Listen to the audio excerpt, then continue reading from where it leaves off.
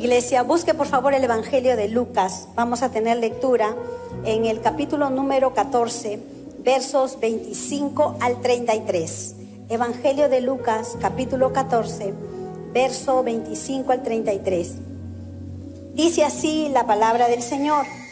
Grandes multitudes iban con él, y volviéndose les dijo: si alguno viene a mí y no aborrece a su padre y madre y mujer e hijos y hermanos y hermanas, y aún también su propia vida, no puede ser mi discípulo. Y el que no lleva su cruz y viene en pos de mí, no puede ser mi discípulo. Porque ¿quién de vosotros, queriendo edificar una torre, no se sienta primero y calcula los gastos, a ver si tiene lo que necesita para acabarla? No sea que después que haya puesto el cimiento y no pueda acabarla, todos los que lo vean comiencen a hacer burla de él, diciendo: este hombre comenzó a edificar y no pudo acabar. ¿O qué rey, al marchar a la guerra contra otro rey, no se sienta primero y considera si puede hacer frente con 10,000 al que viene contra él con 20,000? Y si no puede, cuando el otro está todavía lejos, le envía una embajada y le pide condiciones de paz. Así pues, cualquiera de vosotros que no renuncia a todo lo que posee, no puede ser mi discípulo. Vamos a orar. Señor, primeramente te damos las gracias porque tú haces posible que podamos ser tus discípulos. Nos has llamado, Señor, y ahora quieres usar nuestra vida para poder extender tu reino, Señor. Hay planes maravillosos, no solamente en nuestra ciudad, sino en cada parte del mundo, donde tú has levantado un pueblo para que pueda clamar, para que pueda predicar ese evangelio de esperanza que salva, que transforma, mi Dios. Úsanos para ser un instrumento tuyo, para llevar ese mensaje, Señor, y para que en el nombre de Jesús muchos que están prisioneros y esclavos sean libres, Señor. Ahora, Señor, pedimos que una vez más te reveles a nosotros y a la exposición de tu palabra. Háblanos, que estamos aquí para escucharte. En el nombre de Jesús, amén. Dios use una vez más a nuestro pastor para que nos hable. Gracias. Durante este mes estaremos hablando sobre un tema muy importante. De hecho, que estamos hablando sobre la persona de Jesús, y hemos hablado de temas muy relevantes en el mes de enero, en el mes de febrero, en el mes de marzo. Y en el mes de abril queremos hablar sobre Jesús y las finanzas. El domingo pasado el pastor Samuel y el pastor Gino estuvieron hablándonos sobre la importancia de no solo hacer tesoros en la tierra, sino sobre todo de hacer tesoros en los cielos. Y creo que es importante que nosotros podamos entender la razón de nuestra existencia. No solo es para hacer tesoros en la tierra, sino sobre todo para hacer tesoros en los cielos. El día de hoy yo quiero hablarles sobre Jesús y la planificación financiera. Quiero hablarles sobre la importancia de planificar nuestra economía para que no suframos los avatares que muchas veces sufrimos en las familias cuando no tenemos planificación. De hecho, que uno de los grandes problemas en el matrimonio tiene que ver con finanzas. Tiene que ver con una mala mayordomía de nuestra economía. Tiene que ver con no ponernos de acuerdo para tomar decisiones. Tiene que ver con hacer compras que son más gustitos que necesidades. Tiene que ver muchas veces con la emoción que sentimos cuando tenemos el dinero en la mano, que con la razón, analizando y pensando en cómo usar ese dinero. Por esa razón creo que es vital y es importante, y no es menos cristiano, hablar de dinero. Es importante que lo hagamos, siendo que la Biblia refiere mucho al tema del dinero. Pero una de las cosas que me emociona de esta porción que mi esposa hizo lectura es que el tema de la administración es como un punto de comparación que hace Jesús con una de las enseñanzas más poderosas que encontramos en la Biblia, que tiene que ver con el desafío de ser un discípulo de Cristo. Y dice la palabra, para recalcar lo que dice en Lucas 14, verso 26, dice: si alguno viene a mí y no aborrece a su padre y madre, y mujer e hijos, y hermanos y hermanas, y aún también su propia vida, no puede ser mi discípulo. Note que Jesús va a hablar de planificación financiera, pero antes está hablando de algo que es todavía más trascendente, y es el desafío de ser discípulos. ¿Cuántos discípulos de Cristo hay aquí? Pues tiene que saber que el Señor Jesús está diciendo que hay un costo, hay un precio que se paga cuando uno acepta ser discípulo de Cristo, discípulo de Jesús. Y lo primero que tenemos que entender es que tenemos que aborrecer, eso es lo que dice literalmente, el que no aborrece padre, madre, hijos, hermanos, no puede ser mi discípulo. Entiéndase la palabra o este verbo aborrecer como detestar, odiar. Pero hay una traducción que lo explica mejor: amar menos, amar menos. Menos en relación con tu amor con Dios o hacia Dios. En otras palabras, todo aquel que va a ser discípulo de Jesús tiene que poner un orden, y al primero que tiene que amar es a Dios y después la familia. Esto es revolucionario, porque a una persona común y corriente tú le preguntas: ¿qué es lo más importante en tu vida? ¿A quiénes tú amas más? La gente va a decir: a mi familia. Pero cuando alguien se convierte en discípulo de Cristo, lo que te va a exigir el Señor es que al primero que tú tienes que amar es a Dios. Así que primero es Dios y luego es tu familia. ¿Cuántos dicen amén a eso? Nuestro amor a Dios debe superar el amor hacia nuestra familia. Y esto implica estar dispuestos a sufrir por causa de nuestra fe en Jesús. Porque seremos juzgados, seremos incomprendidos, y muchas veces nadie va a comprender cómo es posible que nosotros prefiramos a Dios y prefiramos ir a la iglesia o servir a Dios antes que nuestra propia familia. Porque entiéndase que amar a Dios implica todo eso. Si yo te preguntara: ¿amas a tu familia? La respuesta va a ser sí. Ok, ¿cómo demuestras tu amor a tu familia? ¿Cómo lo demuestras? ¿Solo diciendo que lo amas? Dices: ay, amo a mi familia, amo a mi familia. No, ¿tú qué haces? Tú le muestras afecto, tú les sirves, ¿sí o no? Tú haces algo por ellos, porque todo eso es el amor. ¿Cuántos aman a Dios? ¿Cuántos aman a Dios? Y amar a Dios, hermano, es alabarle, es adorarle, es buscarle, es leer su palabra, pero también es servirle. Todo el que ama a Dios le sirve. ¿Cuántos dicen amén a esto? Por esa razón, cuando tú dices que Dios está en el primer lugar de tu vida, significa que tú alabas a Dios, que tú sirves a Dios, que tú te enamoras de Dios y Él está en el primer lugar. Ser discípulo de Jesús va a implicar grandes sacrificios. También implica renunciar para servir con amor y con gratitud. Dice en el verso 33, así pues cualquiera de vosotros que no renuncia a todo lo que posee, no puede ser mi discípulo. La palabra griega para renunciar es apotasomai, que significa decir adiós, despedir, decir adiós, chao, despedir. ¿Qué? Esos sueños, esos anhelos que muchas veces pueden impedirme congregar, servir a Dios. Hay gente que me ha dicho: pastor, yo tengo un negocio y los domingos es el día que más dinero hago. Y muchas veces le hemos dicho: mira, elige a Dios en primer lugar, pon a Dios en primer lugar y verás cómo las cosas te van a ir bien. Es un acto de amor, de obediencia, de fe. Y creo que es importante que nosotros tengamos cuidado de cómo estamos caminando en nuestra vida cristiana, porque ser discípulo de Cristo tiene sus demandas. ¿Cuántos están de acuerdo conmigo? Ser discípulo de Cristo exige en ocasiones, como hoy domingo, que no duermas hasta el mediodía, sino que separes tu tiempo para venir a la casa del Señor. ¿Cuántos dicen amén a esto? Y por esa razón, creo yo que cuando alguien quiere ser un seguidor de Jesús, no solo tiene que pensar en el beneficio, tiene que pensar en la responsabilidad.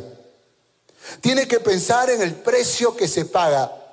De ahí es que no podemos decirle a alguien: recibe a Cristo en tu corazón porque te va a ir de maravillas, todo será lindo, todo será bello, todo será hermoso, nunca tendrá problemas, nunca sufrirá pobreza, nunca habrá enfermedad. Falso, falso.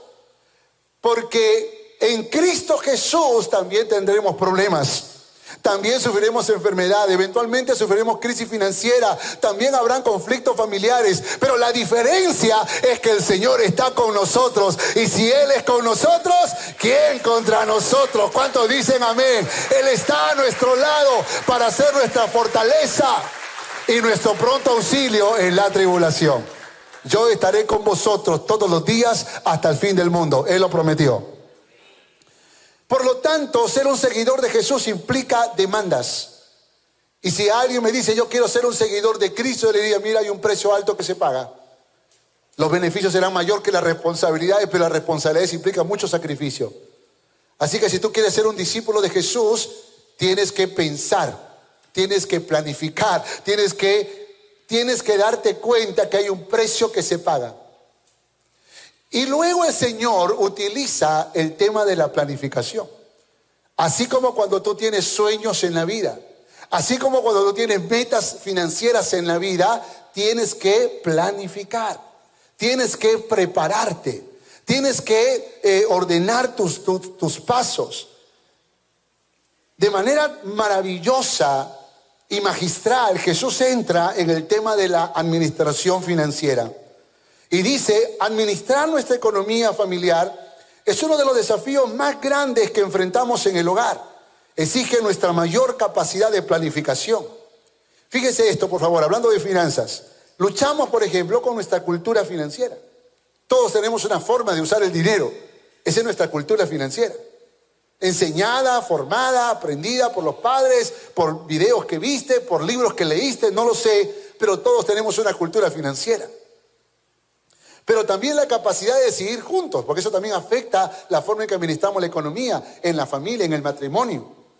Hay un tercer factor que son nuestras necesidades más urgentes: un accidente, una enfermedad o una situación de esas que amerita inversión económica, también puede afectar nuestra forma en que administramos la economía. Y a eso tenemos que sumarle los gustos y deseos personales, cuando uno quiere comprarse algo que puede que sea un poco costoso, pero dice: yo lo quiero. ¿Y qué puedo hacer con ese deseo? Y todos estos elementos se combinan y que muchas veces nos presionan para no planificar. Nos presionan para no ser buenos mayordomos de la economía que Dios ha puesto en nuestras manos. Nos presionan para que podamos ser gastadores o inversionistas, como quiera que lo llamen, pero finalmente no planificamos. Y Jesús dice: así como para ser un discípulo hay que calcular el precio, así también para alcanzar los sueños en la vida hay que planificar. Hay que calcular los costos, el precio. Hay que entender que hay pasos que dar. ¿Cuántos tienen sueños en su vida? Sueños financieros. Qué sé yo, estás soltero, quieres casarte. Eso implica inversión de dinero. Tal vez estás casado, quieres tener hijos, eso implica inversión económica también. Tal vez ya tienes hijos, quieres una casa, quieres un auto nuevo, qué sé yo. Hay cosas que tú anhelas en la vida y yo creo que requiere algunos consejos prácticos, pero entre ellos la planificación. Así que creo que en esta mañana podemos hablar un poco sobre planificación y ser bendecidos. ¿Cuántos dicen amén? ¿Cuántos dicen amén? Dale un fuerte aplauso a nuestro Señor, porque su palabra siempre es viva y eficaz. Vamos con el punto número 1, rápidamente. Planificar exige, escuche, exige calcular los gastos. Aquí está mi primer consejo en el tema de planificación. Calcula los gastos. Calcula los gastos. Por favor, entienda que este consejo puede ser básico, pero lamentablemente no lo practicamos. Calcular los gastos nos ayudará a completar nuestros planes y proyectos. Eventualmente gastamos más de lo que ganamos y eso revela que muchas veces no calculamos los gastos. Es importante que nosotros entendamos la urgencia, la necesidad de calcular nuestros gastos. ¿Cómo dice el verso 28? Dice, porque ¿quién de vosotros, queriendo edificar una torre, no se sienta primero, y qué dice la palabra? Y calcula los gastos. Diga que está a su lado, calcula los gastos. Calcula los gastos.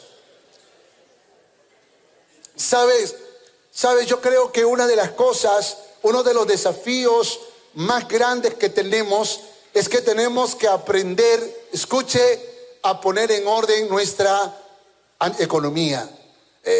Yo entiendo que las urgencias vienen y que muchas veces atropellan nuestra planificación, pero no se deje dominar por las urgencias. No deje que las circunstancias apremien. No deje que la situación te obligue a hacer gastos que no son necesarios. Cuando mis hijos ya están grandes, uno está casado, el otro está ya de novio, pero cuando eran niños, los dos venían así a hacerme cargamontón. Papi, mi estómago quiere pizza. Yo le decía, no, mi hijo, tu estómago quiere comida. No, papá, quiere pizza. Escucha, decía, ¿no? Y claro, yo entiendo, son niños, quieren convencernos, pero muchas veces nosotros, sin darnos cuenta y sin calcular los gastos, decimos, mi hijo quiere pizza le voy a dar, ¿no? Y uno se vuelve comprador compulsivo y hace cosas para favorecer a los hijos, cuando de pronto la emoción nos gana a la razón. La razón te exige que calcules los gastos. Calcular los gastos demanda orden. Calcular los gastos demanda que te puedas sentar a escribir cuánto ganas cada mes, y puede que eso sea muy fácil porque sabes cuántos ingresos tienes, pero también cuánto vas a gastar. ¿Cuánto vas a gastar? Administrar, escuche esto por favor. Administrar es una marca distintiva del hombre sabio. La mujer sabia, el hombre sabio administra, entiéndase administrar como calcular los gastos, porque ser un cajero o una cajera es tener dinero y cada vez que alguien pide, dar dinero. Eso es ser un cajero. Pero ser un administrador o una administradora es calcular los gastos, es saber administrar, ponerle límites a nuestros gastos. Le voy a poner ejemplos sencillos y yo sé que usted me va a comprender, pero yo no sé cuántos alguna vez han recibido una clase de administración financiera, y no me refiero a la universidad, sino práctica como esta. Y yo creo que en la iglesia y la Biblia misma nos habla de estos principios que podemos aprenderlos y aprovecharlos. Por ejemplo, usted debería, y yo también, juntos deberíamos tener un presupuesto de transporte, ¿sí o no? Un presupuesto de transporte. Ese presupuesto de transporte debería implicar gastos en bus, gastos en taxi y combustible si tienes auto. ¿Por qué razón? Porque si tú solamente le metes gasolina al auto y no importa, pero yo necesito combustible, entonces puede que te vayas del presupuesto. Por esa razón es importante primero hacer un histórico, o sea, cuánto yo estoy gastando cada mes para que luego elabores el presupuesto y lo relaciones con los ingresos que tienes.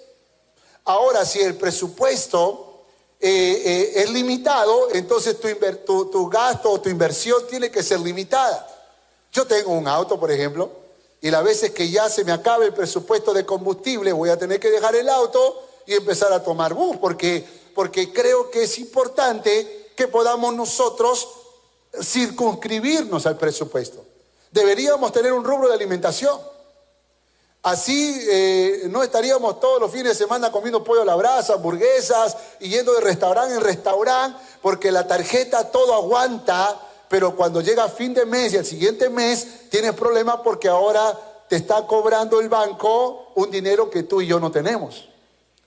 Por lo tanto, uno tiene que calcular el presupuesto y en el presupuesto tener montos específicos, porque si tú ya sabes cuánto ganas, tú deberías tener un presupuesto de alimentación, un presupuesto de servicios públicos, un presupuesto, de transporte y de otros rubros más. Eso va a demandar planificar de nuestra parte. Eso va a demandar que podamos nosotros ser cuidadosos con nuestro dinero. Pero si tú eres de los que siempre está diciendo en el nombre del Señor, en el nombre del Señor, en el nombre del Señor, el Señor puede que esté diciendo, un momentito, pero no lo digas todo en mi nombre. Porque tú no vas a decir pollo a la brasa en el nombre del Señor. Pizza en el nombre del Señor. Hamburguesa en el nombre del Señor. Y creo que muchas veces nosotros nos vamos del rubro o del presupuesto que tenemos. Por esa razón el consejo poderoso que hace el Señor es calcula los gastos. Dile que está a su lado, calcula los gastos. Una forma sencilla de calcular los gastos es ponerle porcentaje a tus ingresos. Y yo pongo ahí una lista básica, es básica porque usted lo puede hacer mucho mejor que yo. Pero recuerde que de ese salario que usted recibe, el 10% tiene que ser su honra al Señor. Vamos a hablar de los diezmos el último domingo de este mes. Yo creo que va a ser muy importante que usted aprenda este principio. Pero Romy y yo nunca hemos dejado de diezmar, nunca, ni en los momentos más difíciles de nuestra economía. Y Dios nos ha honrado. Y creo que es importante que nosotros honremos a Dios. Sin embargo, hay un presupuesto de alimentación, de servicios públicos, de alquileres, de estudio, de movilidad. Aún puedes incluir honra a tus padres, un ahorro que es muy importante. Y puedes tener otros rubros más según tu experiencia, según tu vivencia. Pero presupuesto es muy importante. ¿Cuántos dicen amén a esto? Una vez más, diga que está a su lado, calcula los gastos. Segundo, planificar exige, considera el costo. Este es mi segundo consejo. Considera el costo. Dígale que está a su lado, considera el costo. Considerar el costo, escuche, evitará que fracasemos en el intento de alcanzar nuestros sueños. Miren lo que dice el texto, verso 31. ¿O qué rey, al marchar a la guerra contra otro rey, no se sienta primero y considera si puede hacer frente? Considera si puede hacer frente. Escuche. Si un desafío ya es administrar el dinero que tenemos y respetar el presupuesto que tenemos, un desafío más grande es agregarle algo más a nuestro presupuesto. Y cuando vas a agregarle algo más a tu presupuesto, entonces considera el costo. Considera el costo. Porque yo creo que hay personas que muchas veces anhelan tener el auto del año. De hecho que, pastor, ya estoy con este carro 20 años, pastor. Yo creo que merezco un auto más moderno. Pastor, yo quiero la casa propia. O qué sé yo, los hijos salen de la escuela y ahora van a ir a la universidad y queremos ahora pagarle una buena universidad. Y todo eso son nuevos desafíos financieros. Y creo que es importante. Así como el primer consejo, este segundo, considera el costo. Si puedes hacerlo hoy, escucha esto, si no puedes hacerlo hoy, no significa que no podrás hacerlo mañana. No te desesperes por el auto que aún no tienes, no te desesperes por comprar la casa que aún no tienes, no te desesperes por esas cosas que muchas veces tu corazón anhela. Lo mejor que puedes hacer es considerar el costo. Evalúalo, analízalo. No te dejes llevar por la emoción. No le pongas una fe irreal, porque yo creo que tenemos que ser gente de fe, hermanos. Pero también tenemos que considerar el costo. Déjeme contarle una experiencia de nuestra iglesia. En esos viajes que me ha tocado hacer, y gloria a Dios por esos viajes, todas las veces que Romy y yo hemos viajado a los Estados Unidos, hemos sido invitados por iglesias americanas para predicar la palabra. De hecho que me la pasé más predicando que conociendo la ciudad. Pero bueno, vale la pena si van a pagar los tickets de avión para nosotros. Y lo que hemos logrado son relaciones con iglesias que nos han bendecido. Que cuando han venido a viajes misioneros han apoyado el programa de Corazones Felices, han apoyado proyectos pequeños que teníamos en la iglesia, la construcción de los baños, la compra de instrumentos, la implementación del aire acondicionado, la construcción de las aulas, la construcción de la casa del alfarero. hemos logrado muchos beneficios por estos viajes. Gloria a Dios por esos viajes también. Sin embargo, nuestra iglesia amiga y hermana, Appleton Alliance Church, una iglesia muy grande en el norte de los Estados Unidos, nos enviaron una ofrenda muy generosa para construir. De hecho, que recién se ha concretado hace poquito, hace unas semanas nada más, esta promesa de hace muchos años. Pero el problema es que cuando hemos logrado tener los permisos para la construcción del nuevo edificio, nos han exigido que tengamos 2 sótanos hacia abajo, doble sótano para estacionamiento, porque no había otra forma de poder tener los permisos de la construcción si no hacemos doble sótano. Pero doble sótano implica que todo el dinero que nos han ofrendado se vaya solo en eso. ¿Puede imaginar que usted llega a su iglesia, a su local, y ya no mira hacia arriba, mira hacia abajo? Literalmente seríamos la iglesia subterránea, ¿verdad?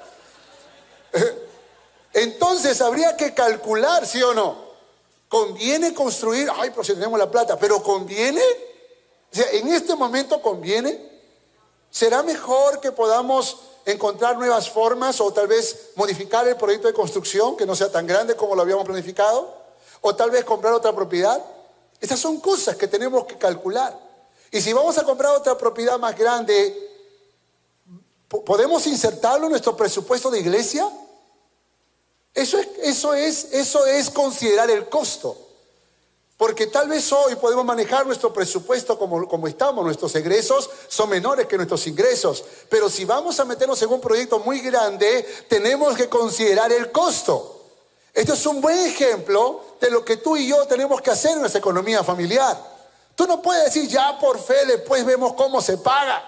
No, tienes que pensarlo. Claro que hay un ejercicio de fe, pero tienes que considerar el costo. Dígale, está a su lado, considera el costo. Si no puedes hacerlo hoy, no significa que no podrás hacerlo mañana. Y yo creo, hermanos, que el mismo Dios que nos ha provisto la primera ofrenda para construir un nuevo edificio, nos ha de proveer mucho más para tener el lugar idóneo para poder juntar a toda la gente que congrega en Cono Norte, Callao. ¿Cuántos dicen amén a esto? Y denle un fuerte aplauso al Rey de Reyes y Señor de Señores. En este punto de considerar el costo, te voy a dar 2 consejos prácticos. Si vas a comprar un bien material, debes asegurarte de usar correctamente las ofertas bancarias. Por favor, en la desesperación hay gente que a veces apuesta por las financieras, le prestan a 40%, 50%, 70% de interés anual. Eso es una locura, mis hermanos. Los bancos pueden prestarnos dinero entre el 7 y el 10%. Esa sería una buena oportunidad, pero aún así tendrías que considerar el costo. Hay una página web que me gustaría que alguna vez tú la consideres, se llama www.comparabien.com.p, que te da información de qué ofertas tienen los bancos, qué porcentaje, hay cuadros comparativos, hay préstamos hipotecarios, préstamos personales, préstamos empresariales. Es una página que solo informa, no presta la página, solo informa de cómo se mueven los bancos. Y creo que un préstamo inteligente tiene que ver con analizar, con considerar el costo. Pero también te voy a dar otro consejo: ahorra para comprar. Siempre será mejor, ahorrar para comprar siempre será mejor que endeudarse. Si harás un préstamo bancario, asegúrate de tener un gran porcentaje ahorrado.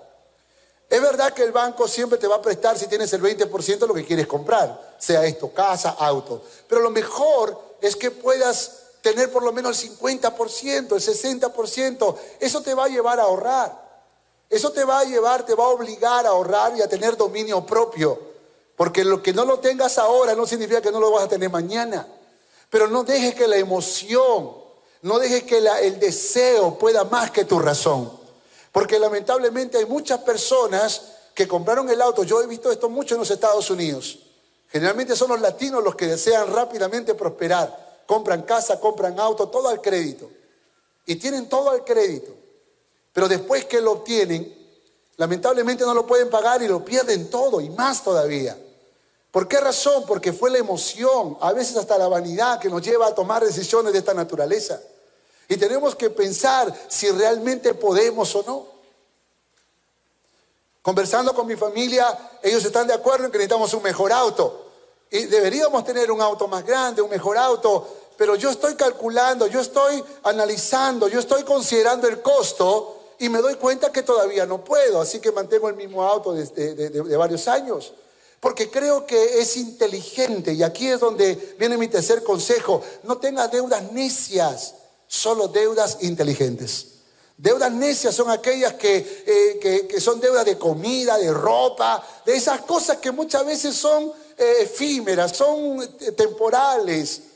Pero si vas a hacerte un préstamo, que sea inteligente, que sea una inversión en algo que no se gasta, en algo que más bien con el tiempo se valoriza, con el tiempo las cosas te pueden ir mejor.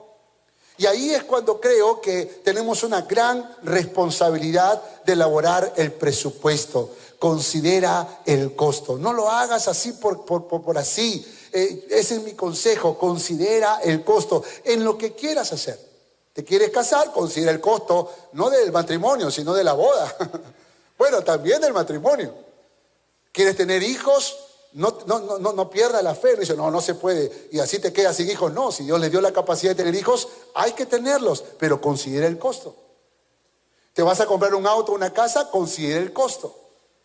Y creo que eso es muy importante porque creo que a su tiempo Dios te da lo que tú necesitas. ¿Cuántos dicen amén? Dile que está a su lado, considera el costo. Tercer consejo. Planificar exige renuncia a la simplicidad. Y este es mi tercer consejo, renuncia a la simplicidad. Bueno, lo estoy diciendo de forma elegante, pero estoy diciendo renuncia al desorden. Renuncia a esas compras emocionales que muchas veces son más caprichos que necesidades. Mi hijo, te voy a comprar tu zapatilla, Nike, Adidas para arriba, papá. Menos no quiero. Y muchas veces vamos nosotros de alguna forma exigiendo en la familia adquisiciones que son inalcanzables. Entonces, lo que quiero decir es que creo que nosotros tenemos que renunciar a la simplicidad, porque un presupuesto es importante y sobre todo la importancia de gastar menos de lo que ganamos. Un presupuesto logra un equilibrio entre los ingresos y los egresos. Un presupuesto refleja las necesidades más urgentes de la familia. Un presupuesto, escuche, refleja los valores principales de la familia. Si lo primero que tú separas es los diezmos para el Señor, eso puede demostrar que tu fe es fuerte en Cristo Jesús. Pero dice el texto, así pues cualquiera de vosotros que no renuncia. Así que la renuncia tiene que ser parte de eso que se quiere para alcanzar los sueños en la vida. ¿Qué sueños tienes? ¿El auto nuevo? ¿La casa propia? ¿La universidad de tus hijos? ¿Qué sueños tienes? ¿Un viaje familiar? Pues tal vez eso va a significar algunos sacrificios, algunas renuncias para que no tengas que usar la tarjeta de crédito y endeudarte por muchos años. Un presupuesto familiar es vital y es importante. Y como dice mi diapositiva, debe ser sencillo, debe ser flexible. Y digo flexible porque los meses varían. En el Día de la Madre, seguro en el mes que cae el Día de la Madre, vas a gastar un poco más. De repente un poco menos en el Día del Padre. Tal vez en tu cumpleaños. Hay meses en donde puede que los presupuestos varían un poco. Tiene que ser realista. Tiene que ser revisado periódicamente y tiene que ser acordado por la pareja. Y ten cuidado de ser el macho de la casa que tú solo decides los gastos. O ten cuidado de ser esas mujeres que cuando el esposo llega al fin de mes le dice dame todo. Sino más bien juntos poder tomar esa decisión. Juntos poder decidir. Y eso no es tan sencillo. Pero creo que es importante porque mis ganancias son tanto mías como de mi esposa. Y las ganancias de ella son tantos de ella como mías. Por lo tanto, necesitamos acordarlo juntos. Y necesitamos decidirlo juntos. Déjenme decirles que esto que les estoy aconsejando me ha resuelto muchos problemas en la vida financiera. Esto que les estoy aconsejando no es teoría, es práctica, mis hermanos. Es eso que hemos tenido que considerar para cuidar nuestras finanzas y ser saludables en este campo de la economía. Déjeme hablarle a manera de conclusión. ¿Cuáles son las características de un sabio administrador? Le voy a mostrar rápidamente 10 características. La primera, elabora un presupuesto familiar. ¿Cuántos dicen amén? Diezma fielmente al Señor. ¿Cuántos dicen amén? Es confiable en su círculo de relaciones. Sabe ahorrar correctamente. Tiene dominio propio para gastar. Vive y disfruta con lo que tiene. No tiene deudas o tiene deudas inteligentes. Honra a sus padres con sus finanzas. Es generoso con los demás. Y sabe escuchar buenos consejos. Pero yo no quiero pasar por alto el hecho de que hay alguna persona que puede que esté pasando una gran crisis financiera. Porque todos vivimos esa época. Todos tenemos esos momentos donde parece ser que las cosas se vuelven difíciles. Todos vivimos esos momentos cuando sea voluntariamente o sea por circunstancia, hemos pasado por crisis financiera. De pronto viene una enfermedad para un miembro de la familia y tienes que gastar todo tu dinero. O tal vez alguien robó la casa y se perdieron cosas importantes. O tal vez un ser querido muere y eso cambia la economía de la familia. Cuando Rom y yo éramos empresarios, decidimos renunciar a nuestra empresa. Pusimos todo el capital que teníamos en una cuenta para que los niños pobres de la época sean bendecidos. Y Rom y yo comenzamos a vivir con el salario, el pequeño salario que la iglesia nos daba. Un pequeño salario que no nos alcanzaba para todos nuestros gastos. Tuvimos que vender nuestro primer auto y tomábamos $100 del dinero que teníamos en nuestra casa para poder completar nuestro presupuesto. Y con gastos muy básicos, muy básicos. Y no tengo vergüenza de decirlo porque yo creo que puedo decir que aprendí a vivir en tiempos buenos y en tiempos malos, en abundancia y en escasez. Pero en ese tiempo ni siquiera teníamos un presupuesto para poder comprar alimentos. Recuerdo que Romy se iba a un comedor popular y compraba 2 platos de comida. Y mis hijos eran muy pequeñitos, así que partía el plato en 2, daba de comer a nuestros hijos. Y luego ella servía el plato también para mí, para ella. Ella tomaba la parte más pequeña y a mí me daba la parte más grande. La verdad es que en esos tiempos cuando me decía, pastor, le invito a mi cumpleaños, yo me iba de cabeza a su cumpleaños, hermano.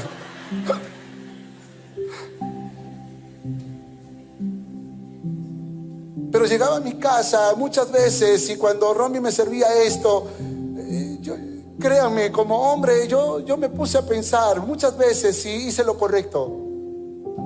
Si hice lo correcto en dejar mi empresa y cambiar, darle un giro completamente a mi vida y ser un pastor de una pequeña iglesia con un pequeño salario. Cuando vi a mi esposa que muchas veces dejó de comer para poder alimentar a su familia, yo a veces tenía vergüenza de comer, pero ella me decía, Tony, come tú, por favor, come tú. Y las veces que ella hacía eso me hacía sentir tan triste. Yo tengo una deuda muy grande con mi esposa por todas las cosas que ella hizo por nuestra familia.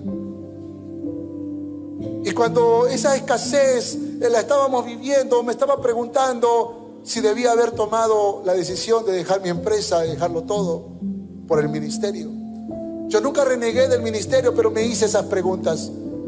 Y el Señor me regaló un pasaje de la Biblia que yo quiero compartirlo contigo porque me sostuvo en los momentos más difíciles. Habacuc capítulo 3, versos 17 al 19.